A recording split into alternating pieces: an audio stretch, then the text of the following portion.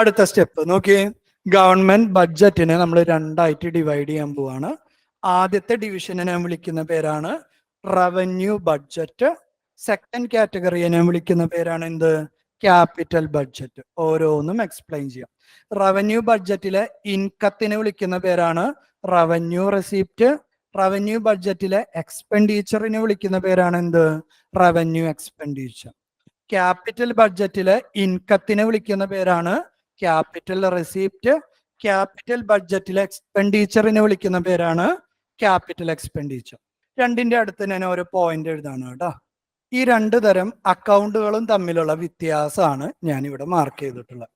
Revenue budget അല്ലെങ്കിൽ revenue account എന്ന് വെച്ചാൽ അതിന്റെ മീനിങ് ഇതാണ്: ഗവൺമെന്റിന്റെ അസറ്റിനെയോ ലയബിലിറ്റിയോ ഡിപ്പെൻഡ് ചെയ്യാത്ത ബഡ്ജറ്റിനെ വിളിക്കുന്ന പേരാണ്. എക്സാമ്പിൾ പറയുമ്പോൾ ക്ലിയർ ആവും. ഈ ഒരു സ്റ്റേജിൽ ഇത്ര മാത്രം കേൾക്കുക. ഇതിന്റെ എക്സാമ്പിൾ പറയുമ്പോൾ ക്ലിയർ ആവും. എന്താണ് റവന്യൂ ബഡ്ജറ്റ്? 2021 മെയിൻസിന്റെ ചോദ്യമായിരുന്നു. Explain the budget in detail എന്ന്, അല്ലെങ്കിൽ ഡിസ്കസ് ബഡ്ജറ്റ്, അങ്ങനെ എന്തോ ഒരു ചോദ്യം. ഉദ്ദേശം എന്ന് പറയുന്നത് ഈ കാണുന്ന സാധനം എക്സ്പ്ലെയിൻ ചെയ്ത് എഴുതലാണ് വിത്ത് എക്സാമ്പിൾ. 10 മാർക്കിന്റെ ചോദ്യമായിരുന്നു കേട്ടോ. അപ്പൊ ചോദിക്കാറുണ്ട്. സിമ്പിൾ ചോദ്യമാണ്, നിങ്ങൾക്ക് ഇത് പഠിച്ചതിന് വളരെ എളുപ്പമായിട്ട് തോന്നും. ഇത് ചോദിച്ചിട്ടുണ്ട്. എന്താണ് റവന്യൂ ബഡ്ജറ്റ് എന്ന് പറഞ്ഞു കഴിഞ്ഞാൽ? റവന്യൂ ബഡ്ജറ്റ് എന്ന് വെച്ചാൽ ഗവൺമെന്റിന്റെ അസറ്റോ ലയബിലിറ്റിയുമായി ബന്ധപ്പെടാത്ത കാര്യത്തിനെയാണ് റവന്യൂ. ഈ അസറ്റ് എന്താണ് ലയബിലിറ്റി? രണ്ടും തമ്മിലുള്ള വ്യത്യാസം എന്താണെന്ന് നിങ്ങളൊന്ന് ആലോചിച്ച് പറഞ്ഞു. അല്ലെങ്കിൽ ഞാനൊരു എക്സാമ്പിൾ പറയാം. അത് അസറ്റ് ആണോ ലയബിലിറ്റി ആണോ എന്ന് പറയാം. നിങ്ങൾ ബാങ്കിൽ നിന്ന് ഒരു ലോൺ എടുത്തു. അസറ്റ് ആണോ ലയബിലിറ്റി ആണോ? ലയബിലിറ്റി. ബാങ്ക് നിങ്ങൾക്കൊരു ലോൺ തന്നു. ബാങ്കിന് അസറ്റ് ആണോ ലയബിലിറ്റി ആണോ? ബാങ്കിന് അസറ്റ് ആണ് അല്ലെ. അപ്പൊ ഈ അസറ്റ് ലയബിലിറ്റി എന്ന് പറഞ്ഞാൽ എന്താ? നിങ്ങളുടെ കയ്യിൽ എന്തേലും ഒരു സോഴ്സ് ഓഫ് ഇൻകം വരുന്നുണ്ടെങ്കിൽ അതിനെയാണ് നിങ്ങളുടെ അസറ്റ് എന്ന് പറയാം. നിങ്ങൾ ആർക്കെങ്കിലും പൈസ അങ്ങോട്ട് കൊടുക്കാനുണ്ടെങ്കിൽ അതിനെ വിളിക്കുന്ന പേരാണ് എന്ത്? ലയബിലിറ്റി. അപ്പൊ ഗവൺമെന്റിന്റെ അസറ്റിനെയും ലയബിലിറ്റിയെയും ബാധിക്കാത്ത അക്കൗണ്ടിനെയാണ് റവന്യൂ അക്കൗണ്ട് എന്ന് പറയാം. ജസ്റ്റ് അപ്പുറത്ത് കമ്പയർ ചെയ്യും. ക്യാപിറ്റൽ ബഡ്ജറ്റ് എന്ന് പറഞ്ഞാൽ എന്താ? ഗവൺമെന്റിന്റെ അസറ്റിനെയോ ലയബിലിറ്റിയെയോ ഡിപ്പെൻഡ് ചെയ്യുന്ന അക്കൗണ്ടിനെ വിളിക്കുന്ന പേരാണ് ക്യാപിറ്റൽ അക്കൗണ്ട്. അതുകൊണ്ടാണ് അതിന് ക്യാപിറ്റൽ എന്ന വാക്ക് തന്നെ വരാനുള്ള കാരണം. ക്യാപിറ്റൽ എന്ന് പറഞ്ഞാൽ എന്തോ ഒരു സോഴ്സ് ഓഫ് ഇൻകമുമായി ബന്ധപ്പെട്ട ഒരു കാര്യമാണ് അല്ലെ. അപ്പൊ അസറ്റോ ലയബിലിറ്റിയോ ഡിപ്പെൻഡ് ചെയ്യുന്ന ഗവൺമെന്റ് അക്കൗണ്ടിനെ വിളിക്കുന്ന പേരാണ് ക്യാപിറ്റൽ ബഡ്ജറ്റ്. റവന്യൂ ബഡ്ജറ്റിന് വേറൊരു പേരിടാൻ പോവാണ് conception budget. Conception budget. Okay അല്ലെ. അടുത്ത സ്ലൈഡിലേക്ക് പോവാണ്. എക്സാമ്പിൾ പറയാം, എന്നിട്ട് നമുക്ക് ഈ ഡിസ്കഷനിലേക്ക് വരാം കേട്ടോ. ആദ്യത്തെ ആളാണ് റവന്യൂ റെസിപ്റ്റ് എന്ന് പറയുന്നത്. റവന്യൂ അക്കൗണ്ട് എന്ന് പറയുമ്പോൾ അതിന് എന്തൊക്കെയുണ്ട്? 2 പാർട്ടുകളുണ്ട്. റവന്യൂ അക്കൗണ്ടിന് 2 പാർട്ട് ഉണ്ട്. ഒന്ന് റവന്യൂ റെസിപ്റ്റ്, രണ്ടാമത്തേത് റവന്യൂ എക്സ്പെൻഡിച്ചർ അല്ലെ. റവന്യൂ റെസിപ്റ്റ് എന്ന് വെച്ച് കഴിഞ്ഞാൽ ഗവൺമെന്റിന് പല സോഴ്സിൽ നിന്ന് ഇൻകം വരാണ്. ആ വരുന്ന ഇൻകം ഗവൺമെന്റിന് എന്ത് ക്രിയേറ്റ് ചെയ്യുന്നില്ല? ലയബിലിറ്റി ക്രിയേറ്റ് ചെയ്യുന്നില്ലെങ്കിൽ അതിനെ നമ്മൾ വിളിക്കുന്ന പേരാണ് എന്ത്? റവന്യൂ റെസിപ്റ്റ് എന്ന് പറയാം. ഒരു എക്സാമ്പിൾ എഴുതാണല്ലോ ഞാൻ. Income tax. Government income tax മേടിക്കാന്ന് വിചാരിക്കുക. ആരിൽ നിന്ന്? നമ്മളിൽ നിന്നൊക്കെ ഇൻകം ടാക്സ് മേടിക്കുകയാണ്. ഗവൺമെന്റ് കളക്ട് ചെയ്തു ഇൻകം ടാക്സ്. ഈ ഗവൺമെന്റ് ഈ ടാക്സ് കളക്ട് ചെയ്യുന്നത് വേറെ ആർക്കെങ്കിലും കൊടുക്കാൻ വേണ്ടി എന്തെങ്കിലും ബാധ്യതയുണ്ടോ ഗവൺമെന്റിന്? ഇല്ലല്ലോ. രണ്ടാമത്തെ എക്സാമ്പിൾ പറയും, എന്നാലാണ് ഇത് ക്ലിയർ. ഗവൺമെന്റ് വേൾഡ് ബാങ്കിൽ നിന്ന് ഒരു ലോൺ എടുത്തു. ആ ലോണും ഇൻകം ടാക്സും തമ്മിലുള്ള വ്യത്യാസം എന്താ? ഇൻകം ടാക്സും വേൾഡ് ബാങ്കിൽ നിന്ന് എടുക്കുന്ന ഒരു ലോണും രണ്ടും തമ്മിലുള്ള വ്യത്യാസം എന്താ? പറയും. വേൾഡ് ബാങ്കിൽ നിന്ന് എടുക്കുന്ന ലോൺ ആണെങ്കിൽ ആഫ്റ്റർ സം ടൈം, എല്ലാ വർഷവും ഇൻട്രസ്റ്റും അടയ്ക്കണം. ആഫ്റ്റർ സം ടൈം ബാങ്കിൽ നിന്ന് എടുത്ത ലോണ് തിരിച്ചടയ്ക്കണം. ദാറ്റ് ഈസ് ഭാവിയിൽ തിരിച്ചു കൊടുക്കാൻ വേണ്ടി ഗവൺമെന്റ് എന്താണ്? ലയബിൾ ആണ്, അല്ലെങ്കിൽ ഗവൺമെന്റിന് ലയബിലിറ്റി ഉണ്ട്. ടാക്സ് ആണെങ്കിലോ ഗവൺമെന്റിന് വാങ്ങി കൈ വെക്കാം. വേറെ ആർക്കെങ്കിലും അത് തിരിച്ചു കൊടുക്കാൻ ഗവൺമെന്റിന് വലിയ ബാധ്യസ്ഥത ഉണ്ടോ? ഇല്ല. രണ്ടാമത്തെ എക്സാമ്പിൾ, നിങ്ങൾ വില്ലേജ് ഓഫീസിൽ ഒരു കാസ്റ്റ് സർട്ടിഫിക്കറ്റിന് അപ്ലൈ ചെയ്യണം, അല്ലെങ്കിൽ ഇൻകം സർട്ടിഫിക്കറ്റിന് അപ്ലൈ ചെയ്യാണ്. ഫീസ് അടയ്ക്കണ്ടേ? അല്ലെങ്കിൽ നമ്മൾ അക്ഷയ സെന്ററിലാണ് ഇപ്പൊ ചെയ്യുന്നത് അല്ലെ. നമ്മൾ അവിടെ എന്തടയ്ക്കാറുണ്ട്? സർട്ടിഫിക്കറ്റ് അപ്ലൈ ചെയ്യാൻ വേണ്ടി ഫീസ് അടയ്ക്കാറുണ്ട്. ഗവൺമെന്റ് ആ ഫീസ് നിങ്ങളുടെ നിന്ന് കളക്ട് ചെയ്ത് വെച്ചു. ഭാവിയിൽ ഗവൺമെന്റിന് അത് നിങ്ങൾക്ക് തിരിച്ചു തരാൻ വേണ്ടി എന്തെങ്കിലും ബാധ്യതയുണ്ടോ? ഇല്ലല്ലോ. അടുത്തൊരു പോയിന്റ്, ഗവൺമെന്റിന് ഒരു കമ്പനി ഉണ്ട്. ഗവൺമെന്റിന്റെ ഒരു കമ്പനി, എക്സാമ്പിൾ പറയുകയാണെങ്കിൽ ഹിന്ദുസ്ഥാൻ പെട്രോളിയം ലിമിറ്റഡ് ഗവൺമെന്റ് കമ്പനിയാണ്. ആ ഗവൺമെന്റ് കമ്പനി വർക്ക് ചെയ്തപ്പോൾ ഗവൺമെന്റിന് ഒരു ലാഭം കിട്ടി. ആ കിട്ടിയ ലാഭം ഭാവിയിൽ ആർക്കെങ്കിലും തിരിച്ചു കൊടുക്കേണ്ട ആവശ്യമുണ്ടോ? ഈ പറഞ്ഞ 3 എക്സാമ്പിൾ പ്രത്യേകത എന്താ? ഗവൺമെന്റിലേക്ക് ഒരു ഇൻകം വരുന്നുണ്ട്. ആ ഇൻകം ഗവൺമെന്റിന് എന്തല്ല, ലയബിലിറ്റി ആണോ? ഭാവിയിൽ ആർക്കെങ്കിലും തിരിച്ചു കൊടുക്കേണ്ട പർപ്പസ് ഉണ്ടോ? ഇല്ലല്ലോ. അപ്പൊ അസറ്റോ ലയബിലിറ്റിയോ ഗവൺമെന്റിന് ക്രിയേറ്റ് ചെയ്യാത്ത റവന്യൂസിനെ വിളിക്കുന്ന പേരാണ് എന്ത് റവന്യൂ റെസിപ്റ്റ് എന്ന് പേര് വിളിക്കും. നേരെ ഇത് ക്ലിയർ ആവണമെങ്കിൽ അടുത്ത ആളിലേക്ക് ചാട്. Capital receipt.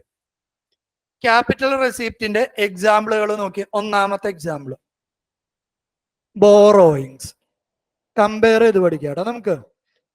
ഇനീഷ്യലി കുറച്ച് ബുദ്ധിമുട്ടാണ്, മനസ്സിലാക്കി വരും തോറും കൂടുതൽ എളുപ്പമായിട്ട് വരും കേട്ടോ. എന്താണ്? ഗവൺമെന്റ് ഒരു ലോൺ എടുക്കാണ്. വേൾഡ് ബാങ്കിൽ നിന്ന് എടുക്കാം, നമ്മുടെ നാട്ടിലുള്ള SBI അങ്ങനെ ഏതെങ്കിലും ഒരു ബാങ്കിൽ നിന്ന് എടുക്കാം, അതേപോലെ തന്നെ IMF-ൽ നിന്ന് എടുക്കാം, USA ഒരു ബാങ്കിൽ നിന്ന് എടുക്കാം. ഗവൺമെന്റ് ഒരു ലോൺ എടുക്കാണ്. ആ ലോണിന്റെ പ്രത്യേകത എന്താ? ഭാവിയിൽ തിരിച്ചടയ്ക്കണോ? ഗവൺമെന്റിന് തിരിച്ചടയ്ക്കണം അല്ലെ? അപ്പൊ ലോൺ എടുത്തു കഴിഞ്ഞാൽ അത് എന്ത് ഇൻക്രീസ് ചെയ്യും? ഗവൺമെന്റിന്റെ ലയബിലിറ്റി ഇൻക്രീസ് ചെയ്യും. ഓക്കെ, ഇനി നോക്കി recovery of loan. Central government Kerala ഗവൺമെന്റിന് ഒരു ലോൺ കൊടുത്തു എന്ന് വിചാരിക്കുക. സെൻട്രൽ ഗവൺമെന്റ് കേരള ഗവൺമെന്റിന് എന്ത് കൊടുത്തിട്ടുണ്ട്? ഒരു ലോൺ കൊടുത്തിട്ടുണ്ട്. കേരള ഗവൺമെന്റിന് ലോൺ കൊടുക്കുകയാണെങ്കിൽ സെന്ററിന് അത് അസറ്റ് ആണോ ലയബിലിറ്റി ആണോ?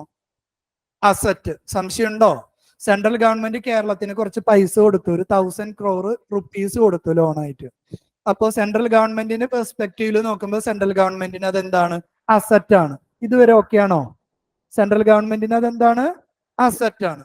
റിക്കവറി ഓഫ് ലോൺ എന്ന് പറഞ്ഞു കഴിഞ്ഞാൽ അതിനർത്ഥം എന്താ? കേരള ഗവൺമെന്റ് ആ ലോണ് തിരിച്ചടയ്ക്കുന്നതിന്, അല്ലെങ്കിൽ കേരള ഗവൺമെന്റിൽ നിന്ന് ആ ലോണ് തിരിച്ചു വാങ്ങുന്നതിനെയാണ് എന്തെന്ന് പേര് പറയാ? Recovery of loan. ലോൺ തിരിച്ചു മേടിച്ചതിന് എന്താ ഉണ്ടാവുക? ലോണ് കൊടുത്തപ്പോൾ അത് സെൻട്രൽ ഗവൺമെന്റിന്റെ അസറ്റ് ആയിരുന്നു. ലോണ് തിരിച്ചു മേടിച്ചാലോ ഗവൺമെന്റിന്റെ അസറ്റ് ഡിക്രീസ് ചെയ്യാണ് ചെയ്യുന്നത്. ശരിയല്ല? അടുത്ത example disposing of asset. Government ഒരു ഗവൺമെന്റ് കമ്പനി വിക്കാണ്. ഗവൺമെന്റിന്റെ കയ്യിലുണ്ടായിരുന്ന ഒരു കമ്പനി ആയിരുന്നു എയർ ഇന്ത്യ. ഓക്കെ ആണോ? ഗവൺമെന്റിന്റെ കയ്യിലുണ്ടായിരുന്ന ഒരു കമ്പനി ആയിരുന്നു എയർ ഇന്ത്യ.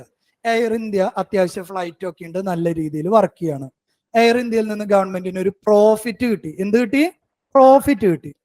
ആ പ്രോഫിറ്റിന്റെ പ്രത്യേകത എന്താ? പ്രോഫിറ്റ് ആണെങ്കിൽ ആർക്കും തിരിച്ചു കൊടുക്കാൻ ലയബിലിറ്റി ഒന്നും ഇല്ലല്ലോ, ഗവൺമെന്റിന്റെ അസറ്റ് ആയിട്ടൊന്നും ബന്ധമില്ലല്ലോ. ആ പ്രോഫിറ്റ് ആണെങ്കിൽ ഞാൻ അതിനെ എന്തിന്റെ കീഴിൽ കൊണ്ടുവരും? Revenue receipt. ഗവൺമെന്റ് ഇത് എന്ത് ചെയ്യാണ്?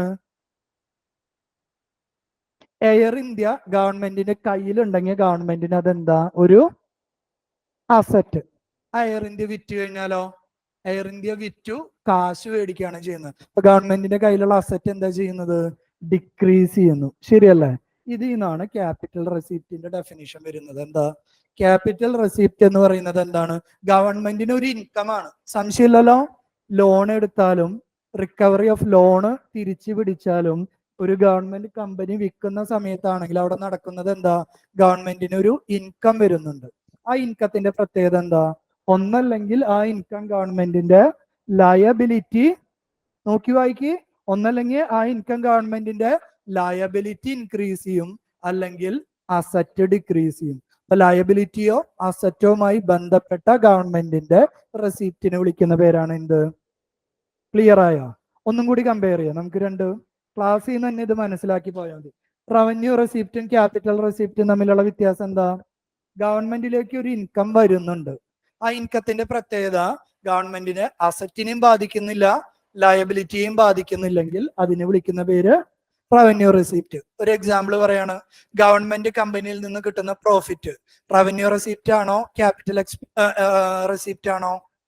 Revenue receipt. കാരണം എന്താ? ബാധ്യത ഇല്ലാത്ത വരുമാനമാണ്. രണ്ടാമത്തെ പോയിന്റ് എന്ന് പറയുന്നത്, ഗവൺമെന്റ് ഒരു ലോൺ എടുക്കുകയാണ്. ലോണിന്റെ പ്രത്യേകത എന്താ?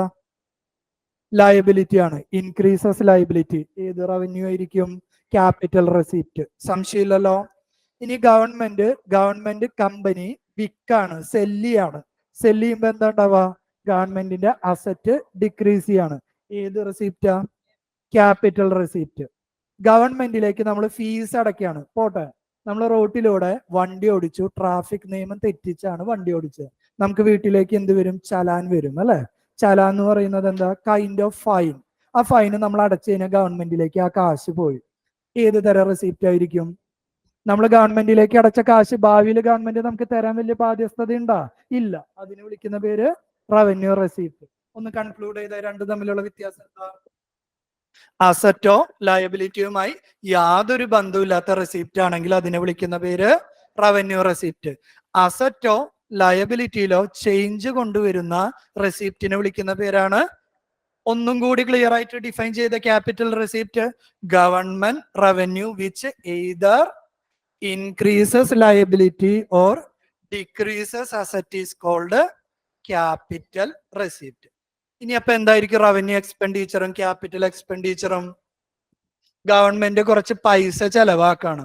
ആ പൈസ ചെലവാക്കുന്ന പ്രത്യേകത എന്താന്ന് വെച്ചാൽ ഗവൺമെന്റിന്റെ ലയബിലിറ്റിയും കുറയുന്നില്ല. പൈസ ചെലവാക്കുമ്പോൾ ഗവൺമെന്റ് യാതൊരു തരത്തിലുള്ള അസറ്റും ക്രിയേറ്റ് ചെയ്യുന്നില്ല. That is there is no asset creation, there is no reduction in liability. അസറ്റും ലയബിലിറ്റിയുമായി യാതൊരു തരത്തിൽ ബന്ധമില്ലാത്ത എക്സ്പെൻഡിച്ചറിനെ വിളിക്കുന്ന പേരാണ് റവന്യൂ എക്സ്പെൻഡിച്ചർ. നല്ലൊരു എക്സാമ്പിൾ പറയാം. Salaries to the government employees. Government എംപ്ലോയീസിന് പൈസ കൊടുക്കാണ്. പൈസ കൊടുക്കുന്നതിലൂടെ അല്ലെങ്കിൽ സാലറി കൊടുക്കാണ്, അല്ലെങ്കിൽ പെൻഷൻസ് കൊടുക്കാണ്. ഓക്കെ അല്ലേ? സാലറിയും പെൻഷൻസും കൊടുക്കുമ്പോൾ അവിടെ ഗവൺമെന്റ് എന്തെങ്കിലും അസറ്റ് ക്രിയേറ്റ് ചെയ്യുന്നുണ്ടോ? അസറ്റ് എന്ന് പറഞ്ഞു കഴിഞ്ഞാൽ ഗവൺമെന്റിന് എനിക്ക് പൈസ തന്നതുകൊണ്ട് ഭാവിയിൽ ഞാൻ ഗവൺമെന്റിലേക്ക് പൈസ ഉണ്ടാക്കി കൊടുക്കുന്നൊന്നുമില്ലല്ലോ. മറിച്ച് ഗവൺമെന്റ് എനിക്കൊരു ലോണ് തരാണെങ്കിലോ? ആലോചിച്ച് ഉത്തരം പറയും. If government is providing me A personal loan, എന്താണ് അതിന്റെ പ്രത്യേകത? ഞാൻ അതിന്റെ ഇൻട്രസ്റ്റും അടയ്ക്കുന്നുണ്ട്, ഭാവിയിൽ ആ പൈസ തിരിച്ചു അടയ്ക്കുന്നുണ്ട്. അപ്പൊ അത് എന്തിന് എക്സാമ്പിൾ ആയിരിക്കും? ക്യാപിറ്റലുമായി ബന്ധപ്പെട്ട ഒരു ടൈം ആയിരിക്കും. ശരിയല്ലേ? അസറ്റ് ലയബിലിറ്റിയുമായി ബന്ധമുണ്ട്. മറിച്ച് എനിക്ക് സാലറി തരുന്നതാണെങ്കിലോ ഗവൺമെന്റ് അസറ്റും ക്രിയേറ്റ് ചെയ്യുന്നില്ല, ലയബിലിറ്റിയും ക്രിയേറ്റ് ചെയ്യുന്നില്ല. നെക്സ്റ്റ് എക്സാമ്പിൾ, ഗവൺമെന്റ് നിങ്ങൾ പഠിക്കുന്ന സമയത്ത് പലപ്പോഴും നിങ്ങൾക്ക് ഒരു സ്കോളർഷിപ്പ് ഒക്കെ തന്നിട്ടുണ്ട് അല്ലെ? ആരെയും എന്തെങ്കിലുമൊക്കെ സ്കോളർഷിപ്പ് കിട്ടിയിട്ടുള്ള ആളുകളായിരിക്കും. ഗവൺമെന്റ് നിങ്ങൾക്ക് സ്കോളർഷിപ്പ് തന്നത് കൊണ്ട് നിങ്ങൾ ഗവൺമെന്റിന് എന്തെങ്കിലും അസറ്റ് വല്ലതും മേടിച്ചു കൊടുക്കുന്നുണ്ടോ? ഗവൺമെന്റിന്റെ എന്തെങ്കിലും ലയബിലിറ്റി കുറയുന്നുണ്ടോ? ഇല്ല. ഗവൺമെന്റ് നിങ്ങളുടെ വീട്ടിൽ പ്രായമായിട്ടുള്ള ആളുകൾക്ക് ഓൾഡ് ഏജ് പെൻഷൻ തരാണ്. ഓൾഡ് ഏജ് പെൻഷൻ മാസം 1000 രൂപ അല്ലെങ്കിൽ 2000 രൂപ വെച്ച് തരുന്നു. ആ 2000 രൂപ അല്ലെങ്കിൽ ഓൾഡ് ഏജ് പെൻഷൻ തന്നതുകൊണ്ട് ഗവൺമെന്റ് എന്തെങ്കിലും അസറ്റ് ക്രിയേറ്റ് ചെയ്യുന്നുണ്ടോ? ഇല്ല. ഗവൺമെന്റിന് എന്തെങ്കിലും ലയബിലിറ്റി ബാധ്യത കുറയുന്നുണ്ടോ? ഇല്ല. അസറ്റോ ലയബിലിറ്റിയുമായി യാതൊരു ബന്ധമില്ലാത്ത ചിലവിനെ അല്ലെങ്കിൽ എക്സ്പെൻഡിച്ചറിനെ വിളിക്കുന്ന പേരാണ് റവന്യൂ എക്സ്പെൻഡിച്ചർ. ക്യാപിറ്റൽ പറഞ്ഞ ഒന്നും കൂടി ക്ലിയർ ആവല്ലോ. നോക്കിയേ, expenditure on road, port, airport. Government പുതിയൊരു റോഡ് ക്രിയേറ്റ് ചെയ്യാണ്, പോർട്ട് ക്രിയേറ്റ് ചെയ്യാണ്, എയർപോർട്ട് ക്രിയേറ്റ് ചെയ്യാണ്. അപ്പൊ ഇതിനൊക്കെ വേണ്ടി ഗവൺമെന്റ് പൈസ ചെലവാക്കുന്നു എന്ന് പറയുന്നുണ്ട്. ഓക്കെ അല്ലേ? റോഡാണെങ്കിലും പോർട്ടാണെങ്കിലും എയർപോർട്ട് ആണെങ്കിലും അതെന്താണ്? ഗവൺമെന്റിന്റെ അസറ്റ് ആണ്. അപ്പൊ എന്തായിരിക്കും ക്യാപിറ്റൽ എക്സ്പെൻഡിച്ചർ എന്ന് പറഞ്ഞു കഴിഞ്ഞാൽ? അസറ്റ് ഇൻക്രീസ് ചെയ്തു. ഗവൺമെന്റ് ഇത് കേരള സ്റ്റേറ്റിന് ഒരു ലോൺ കൊടുക്കാണ്. കേരള സ്റ്റേറ്റിന് ഒരു ലോൺ കൊടുക്കാണ്. കേരള സ്റ്റേറ്റിന് എന്ത് പ്രൊവൈഡ് ചെയ്യാണ്? ഒരു ലോൺ കൊടുക്കാണ്. ലോൺ പ്രൊവൈഡ് ചെയ്യുന്നു എന്ന് പറയുമ്പോൾ സെൻട്രൽ ഗവൺമെന്റിന്റെ ഒരു ചെലവല്ലേ എക്സ്പെൻഡിച്ചർ. അതിന്റെ പ്രത്യേകത എന്താ? ലോൺ എന്ന് പറയുന്നത് സെൻട്രൽ ഗവൺമെന്റിന്റെ എന്താണ്? അസറ്റ് ആണ് അല്ലെ? Again asset will increase. അടുത്തൊരു പോയിന്റ് എന്ന് പറയുന്നത് നോക്കിയേ, IMF നിന്ന് ഗവൺമെന്റ് ഒരു ലോൺ എടുത്തിട്ടുണ്ട്. ആ ലോണ് റീപേ ചെയ്യുന്നു. റീപേ ചെയ്യാന്ന് പറഞ്ഞാൽ അതിനർത്ഥം എന്താ മക്കളെ? ലോണ് തിരിച്ചടയ്ക്കാണ് അല്ലെ? തിരിച്ചടയ്ക്കുമ്പോ എന്താ ഉണ്ടാവുക? അസറ്റ് ഇൻക്രീസ് ചെയ്യാണോ അതോ ഗവൺമെന്റിന്റെ ലയബിലിറ്റി ഡിക്രീസ് ചെയ്യാണോ? ലോൺ എന്ന് പറയുന്നത് ഗവൺമെന്റിന്റെ ലയബിലിറ്റി ആണ് അല്ലെ? ആ ലയബിലിറ്റി ഡിക്രീസ് ചെയ്യും. എന്താ? സോറി, ലയബിലിറ്റി ഡിക്രീസ് ചെയ്യും. നമുക്ക് ഒന്നും കൂടി ഇത് റിവൈസ് ചെയ്യൂടാ. ഇപ്പൊ ക്യാപിറ്റൽ എക്സ്പെൻഡിച്ചർ എന്ന് പറയുമ്പോൾ എന്താണ് അതിന്റെ definition? Either increases the asset of the government or decreases the liability of the government. Okay ആണോ? പ്രശ്നമില്ലല്ലോ. നമുക്ക് എല്ലാം ഒരു വശത്തിൽ നിന്ന് ഒന്ന് റിവൈസ് ചെയ്യാം. Generally what is revenue account? അസറ്റോ ലയബിലിറ്റി ആയി യാതൊരു ബന്ധമില്ലാത്ത അക്കൗണ്ടിനെ വിളിക്കുന്ന പേരാണ് റവന്യൂ അക്കൗണ്ട്. റിപ്പീറ്റ് ചെയ്ത് നമുക്ക് മനസ്സിലാക്കാം. ക്യാപിറ്റൽ അക്കൗണ്ട് എന്ന് പറഞ്ഞാൽ ജനറലി എന്താ, അസറ്റിനെയോ ലയബിലിറ്റിയെയോ ഡിപ്പെൻഡ് ചെയ്യുന്ന അക്കൗണ്ടിനെ വിളിക്കുന്ന പേരാണ് ക്യാപിറ്റൽ അക്കൗണ്ട്. റവന്യൂ അക്കൗണ്ടിനെ രണ്ടായിട്ട് ഡിവൈഡ് ചെയ്തു. എന്തൊക്കെയാ? Revenue receipt, revenue expenditure. Capital അക്കൗണ്ടിനെ രണ്ടായിട്ട് ഡിവൈഡ് ചെയ്തു. എന്തൊക്കെയാ? Capital receipt, capital expenditure. ഇനി ആ രണ്ട് റെസീപ്റ്റിനെ കമ്പയർ ചെയ്യാം. What is revenue receipt, what is capital receipt? രണ്ടിന്റെയും കോമൺ ഫീച്ചർ എന്താ? രണ്ടിലും ഗവൺമെന്റിലേക്ക് ഒരു ഇൻകം വരാണ് അല്ലെ. റവന്യൂ റെസീപ്റ്റ് ആണെങ്കിലും റെസീപ്റ്റ് എന്ന വാക്കിനർത്ഥം എന്താ? ഗവൺമെന്റിലേക്ക് ഒരു ഇൻകം വരുന്നുണ്ട്. പക്ഷെ ആ ഇൻകത്തിന്റെ പ്രത്യേകത എന്താ? റവന്യൂ ആണെങ്കിൽ ഭാവിയിൽ തിരിച്ചടയ്ക്കാൻ യാതൊരു ലയബിലിറ്റി ഇല്ല. ദാറ്റ് ഈസ് അസറ്റുമായും ലയബിലിറ്റിയുമായി യാതൊരു ബന്ധവുമില്ലാത്ത ഗവൺമെന്റിന്റെ ഇൻകം ആണ് എന്ത്?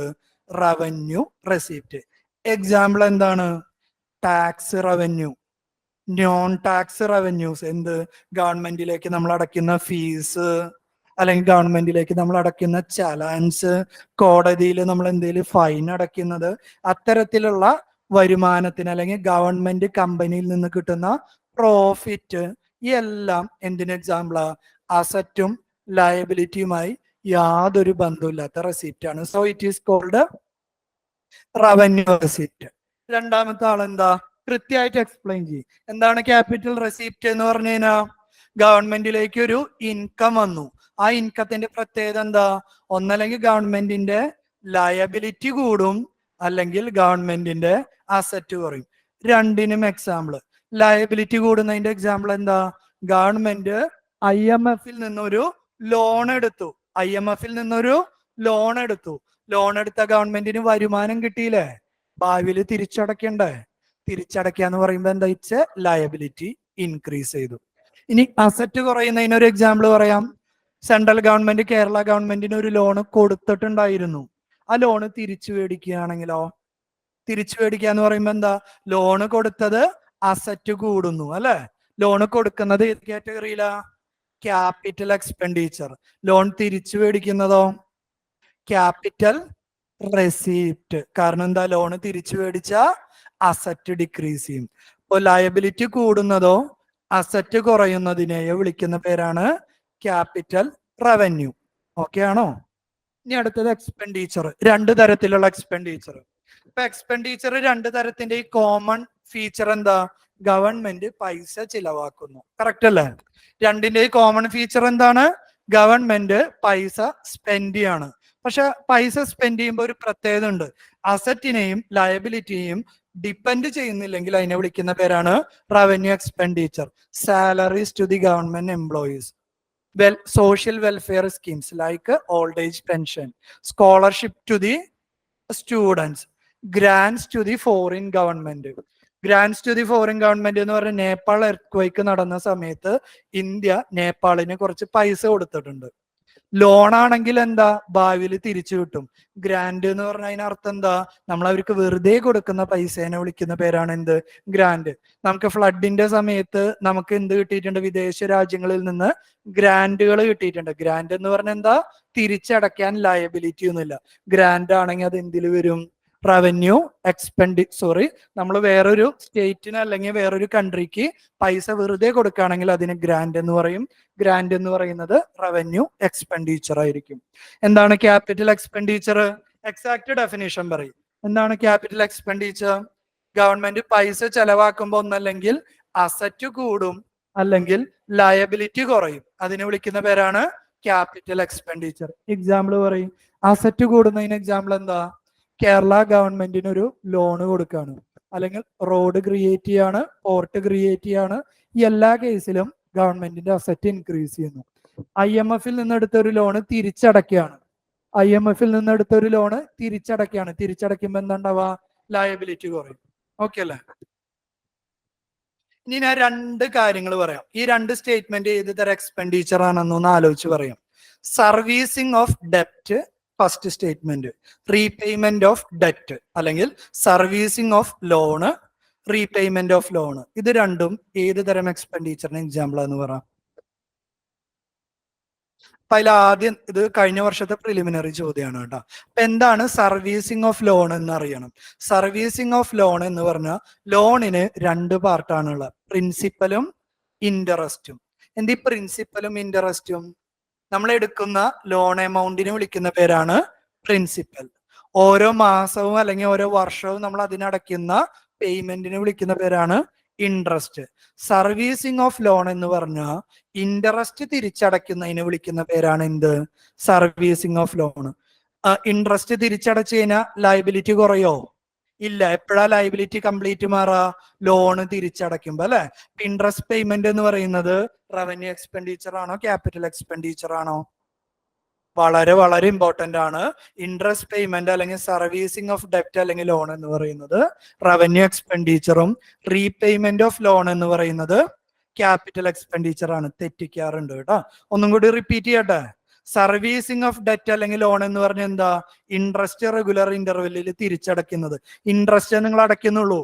പ്രിൻസിപ്പൽ തിരിച്ചടച്ചാലാണ് ലോൺ ക്ലോസ് ചെയ്യുള്ളൂ, ലയബിലിറ്റി കുറയുള്ളൂ. ഇൻട്രസ്റ്റ് അടയ്ക്കുന്നതിന് നമ്മൾ എന്തിനാണ് ഉൾപ്പെടുത്തുക? Revenue expenditure. ലോണ് തിരിച്ചടയ്ക്കുന്നത് എന്തിന് എക്സാമ്പിൾ ആണ്? Capital expenditure. ഐഡിയ കിട്ടിയ 4 തരം അക്കൗണ്ട് നമുക്കൊരു പ്രിലിമിനറി ചോദ്യമൊക്കെ ചെയ്യാം കേട്ടോ. അപ്പൊ കുറച്ചും കൂടി ഒരു ക്ലാരിറ്റി കിട്ടും. ഇനി ഈ ഒരു ഡിവിഷൻ നോക്കി. Government budget is divided into 2. ഏതൊക്കെയാ? റവന്യൂ ബഡ്ജറ്റും ക്യാപിറ്റൽ ബഡ്ജറ്റും. റവന്യൂ ബഡ്ജറ്റിന്റെ ഫീച്ചർ എന്താ? No relation with asset or liability.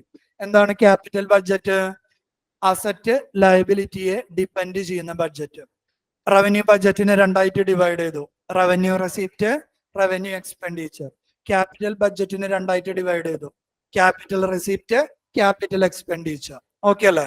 Revenue റെസിപ്റ്റിനും റവന്യൂ എക്സ്പെൻഡിച്ചറിനും എക്സാമ്പിളുകൾ കൊടുത്തു. ക്യാപിറ്റൽ റെസിപ്റ്റിനും ക്യാപിറ്റൽ എക്സ്പെൻഡിച്ചറിനും എക്സാമ്പിൾ കൊടുത്തു. എന്തെങ്കിലും ഡൗട്ട് ഉണ്ടെങ്കിൽ ചോദിക്കും. ഇതിന്റെയൊക്കെ ഇത് എക്സാമ്പിൾ കൊടുത്തിട്ടുള്ളതാണ് കേട്ടോ. നമുക്ക് ഇതും കൂടി ഒന്ന് ഡിസ്കസ് ചെയ്യാം, എന്നിട്ട് ക്വസ്റ്റ്യൻ എടുക്കാം. ഓൾറെഡി പറഞ്ഞതാണ് കേട്ടോ. റവന്യൂ റെസിപ്റ്റിനെ നോക്കി മക്കളെ രണ്ടായിട്ട് ഡിവൈഡ് ചെയ്തു. എന്തൊക്കെയാ? Tax receipt, non tax receipt. Tax എന്ന് പറഞ്ഞാൽ direct tax, income tax. Indirect tax, GST. Tax revenue, non tax revenue. Dividend എന്ന് പറഞ്ഞ എന്താ? ഒരു ഗവൺമെന്റ് കമ്പനി ലാഭത്തിലാണെങ്കിൽ ആ ലാഭത്തിൽ നിന്ന് കിട്ടുന്ന ഒരു പെർസെന്റേജിന് വിളിക്കുന്ന പേരാണ് ഡിവിഡൻഡ്. ലാഭം കിട്ടുന്നത് അസറ്റ് ലയബിലിറ്റി ആയിട്ട് ബന്ധമുണ്ടോ? ഇല്ല. കമ്പനി വിൽക്കുകയാണെങ്കിലോ അസറ്റും ലയബിലിറ്റി ആയിട്ട് ബന്ധമുണ്ട് അല്ലെ. ഇപ്പൊ ഡിവിഡൻഡ് എന്ന് പറയുന്നത് എന്തിന് എക്സാമ്പിളാ? റവന്യൂ റെസിപ്റ്റിന് എക്സാമ്പിൾ ആണ്. Interest receipt. കേരള ഗവൺമെന്റിന് സെൻട്രൽ ഗവൺമെന്റ് ഒരു ലോൺ കൊടുത്തു. പ്രിൻസിപ്പൽ തിരിച്ചു കിട്ടുകയാണെങ്കിൽ എന്താ? പ്രിൻസിപ്പൽ തിരിച്ചു കിട്ടുകയാണെങ്കിൽ എന്തായിരിക്കും? Capital revenue. അതിന്റെ ഇൻട്രസ്റ്റ് കിട്ടുകയാണെങ്കിൽ എന്തിന് എക്സാമ്പിൾ ആയിരിക്കും? റവന്യൂ റെസിപ്റ്റ് അല്ലെ. Interest receipt is an example of revenue receipt. Fees and fines. ഗവൺമെന്റിൽ നിന്ന് പല സർവീസുകൾ കിട്ടുന്നതിന് വേണ്ടി നമ്മൾ ഫീസ് അടയ്ക്കുന്നത് non tax receipt. External grant. ഒരു വിദേശ രാജ്യം നമ്മുടെ ഗവൺമെന്റിന് എന്തെങ്കിലും പൈസ വെറുതെ തരാണെങ്കിൽ അത് എന്തിന് എക്സാമ്പിൾ ആണ്? റവന്യൂ റെസിപ്റ്റിന്. ഓക്കെ അല്ലേ? ക്യാപിറ്റൽ റെസിപ്റ്റ് എന്തൊക്കെ അതിൽ വരുന്നുണ്ട്? Recovery of loan. എന്താ റിക്കവറി ഓഫ് ലോണിന്റെ പ്രത്യേകത? ലോണ് തിരിച്ചു വാങ്ങിയ അതിന്റെ താഴെ ഞാൻ എന്തെന്ന് എഴുതും? എന്താണ് ഡിസ്ഇൻവെസ്റ്റ്മെന്റ്? നമ്മൾ മുന്നത്തെ ഒരു ക്ലാസ്സിൽ എടുത്തിട്ടുണ്ടായിരുന്നു. ഗവൺമെന്റ് കമ്പനിയിലുള്ള ഷെയർ വേറൊരു പബ്ലിക് അതോറിറ്റിക്ക് അല്ലെങ്കിൽ വേറൊരു പ്രൈവറ്റ് ഓർഗനൈസേഷന് വിൽക്കുന്നതിനെ വിളിക്കുന്ന പേരാണ് എന്ത്? ഡിസ്ഇൻവെസ്റ്റ്മെന്റ്. ഇതിനെ കംപ്ലീറ്റ് ഡിസ്ഇൻവെസ്റ്റ്മെന്റ് എന്ന് പറയുമ്പോഴാണ് 100% ഗവൺമെന്റ് ഷെയർ പ്രൈവറ്റ് ഷെയർ ആയി മാറുന്നത്. ഇപ്പൊ ഡിസ്ഇൻവെസ്റ്റ്മെന്റ് എന്ന് പറഞ്ഞാൽ എന്താ? Reducing government share. Government share കുറയ്ക്കാന്ന് പറഞ്ഞു കഴിഞ്ഞാൽ അതിനർത്ഥം എന്താ? ഗവൺമെന്റിന്റെ ഷെയർ കുറയ്ക്കാന്ന് പറഞ്ഞാൽ അതിനർത്ഥം എന്താ? ഗവൺമെന്റിന്റെ അസറ്റ് ആണ് വിൽക്കുന്നത്. ഇപ്പൊ ഡിസ്ഇൻവെസ്റ്റ്മെന്റിൽ എന്താ നടക്കുന്നത്? അസറ്റ് ഡിക്രീസ് ചെയ്യും. ബോറോയിങ്. ഗവൺമെന്റ് കട എടുത്തു കഴിഞ്ഞാൽ അവിടെ എന്താ ഉണ്ടാവുക? ഗവൺമെന്റ് 2 തരത്തിൽ കടമെടുക്കും. ഇന്ത്യക്ക് പുറത്തു നിന്നും കടമെടുക്കും. എക്സാമ്പിൾ IMF-ൽ നിന്ന് കടം. ഇന്ത്യക്ക് ഉള്ളിൽ നിന്ന് കടമെടുക്കും. ഗവൺമെന്റ് ബോണ്ട് ഇറക്കി കാശ് മേടിക്കുന്ന രീതി ഭാവിയിൽ കാണും. 2 തരത്തിൽ കടമെടുക്കും. ക്ലിയർ അല്ലേ? 2 റെസിപ്റ്റും. Revenue receipt, capital receipt.